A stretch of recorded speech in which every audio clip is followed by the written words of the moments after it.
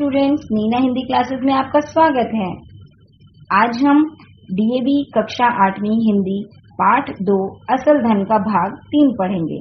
अभी तक हमने भाग 1 और भाग 2 जो कि पृष्ठ संख्या 4, 5, 6 और 7 था। अब हम पृष्ठ संख्या 7 और 8 को भाग 3 में पढ़ेंगे। अभी तक आपने जाना कि जब दारा को से लोग चिढ़ने लगते हैं, मतलब दरबारी जब उससे बहुत ज्यादा चिढ़ने लगते हैं तो वो शाह के कान भरने लगते हैं और वो कहते हैं कि दारा जब भी दौरे पर निकलता है नगर के, वो अपने साथ एक बक्सा लेकर जाता है।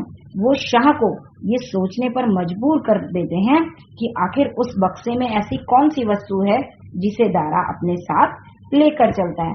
आइए आगे की कहानी को भाग 3 में जानें। आइए हम पढ़ें। शाह ने विचार में डूबकर कहा, मुझे भी विचार होता है कि आखिर उस बक्से में वह क्या रखता है। दरबारी बोला, उस बक्से में दारा उस धन को रखता है जिसे उसने अपनी बेईमानी से एकत्र किया है। वह प्रजा को लूटता है, वह ईमानदार नहीं ढोंगी है। शाह बड़ी उलझन में पड़ गया, समझ में नहीं आता था कि क्या करे। अगर दारा बेईमान था तो फिर संसार में कोई ईमानदार हो ही नहीं सकता था। वह बहुत दुखी था। होता क्या है, जब दरबारी उसके कान भरते हैं शाह के, तो वो भी सोचने लग जाता है कि आखिर क्या है उस बक्से में। शाह को समझ ही नहीं आता कि वो क्या करे क्या ना करे। उसको विश्वास ही नहीं हो रहा कि दारा भी बेईमान हो सकता है, क्योंकि दारा इतना ईमानदार है कि राजा सोचता है कि अगर दारा बेईमान हो सकता है तो फिर तो पूरे संसार में कोई ईमानदार ही नहीं। और वो ये सोचकर बहुत दुखी हो जाता है, क्योंकि वो बिल्कुल भी ये मानने के लिए तैयार नहीं है कि दारा बेईमान हो सकता है। उसने दूत को भेजकर दारा से दरबार में हाजिर होने को कहा। दारा आश्चर्य में पड़ गया। इस प्रकार अचानक ही दरबार में हाजिर होने का आदेश उसे अजीब सा लगा, परंतु वह तुरंत ही राजधानी की ओर चल पड़ा और शाह के सामने आकर झुक गया। उसके साथ उसका वही बक्सा था।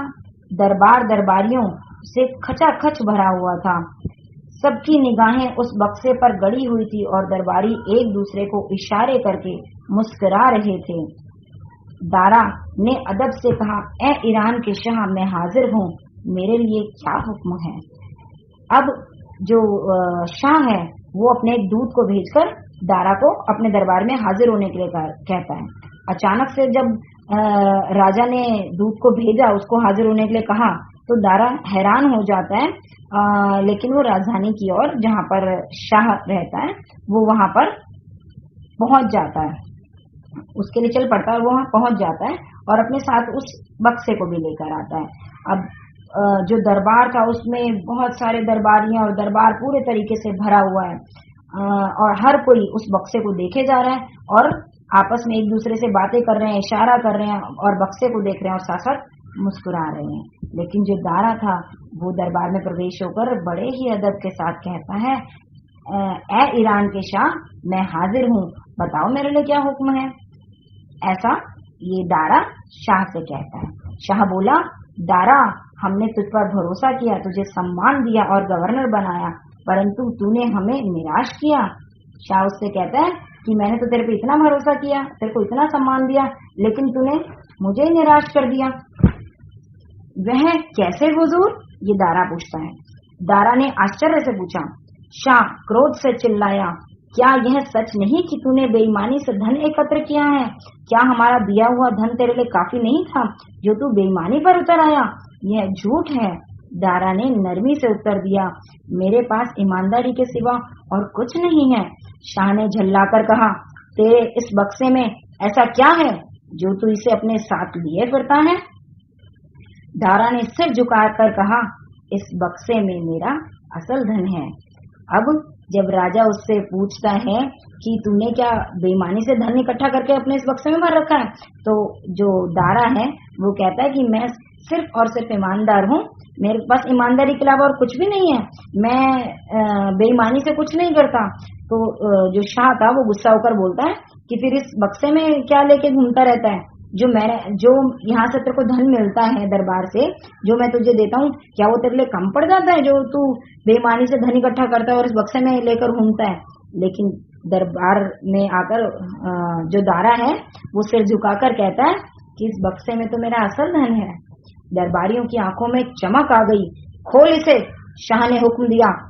जब उसने बक्सा खोला तो सबकी आंखें आश्चर्य से फैल गई।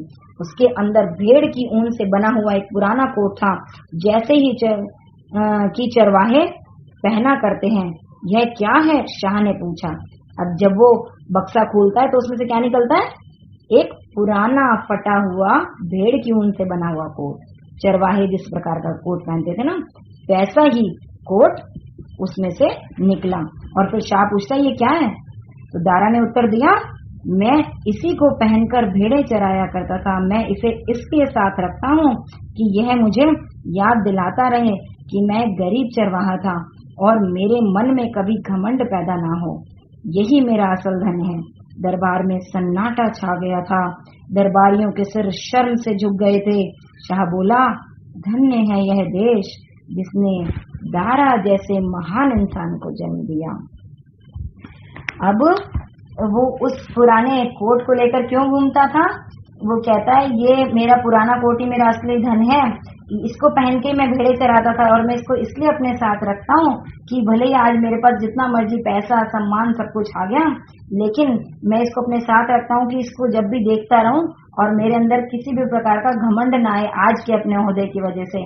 तो वो कहता है यही मेरा असली धन है। जब पूरा दरबार इसको सुनता है तो सारे में सन्नाटा अर्थात शांति हो जाती है और सबको शर्म आ जाती है। वो सारे दरबारी जो उसपे अजीब अजीब से लांछन लगा रहे थे, जो उसको शक की निगाहों से देख रहे थे, वो सब शर्म के कारण उन सबके सर झुक जाते हैं।